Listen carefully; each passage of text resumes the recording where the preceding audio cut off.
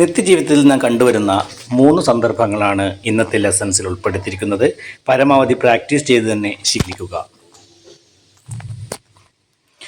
Mom, നീ homework ചെയ്തില്ലെങ്കിൽ ഞാൻ നിൻ്റെ ടീച്ചറോട് പറഞ്ഞു കൊടുക്കും.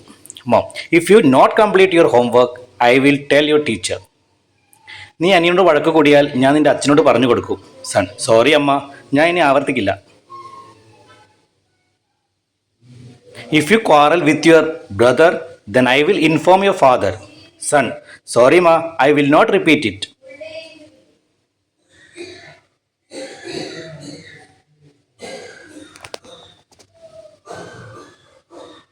നീ ഇന്ന് നന്നായി പഠിച്ചു, നിനക്കൊരു സമ്മാനം തരാം.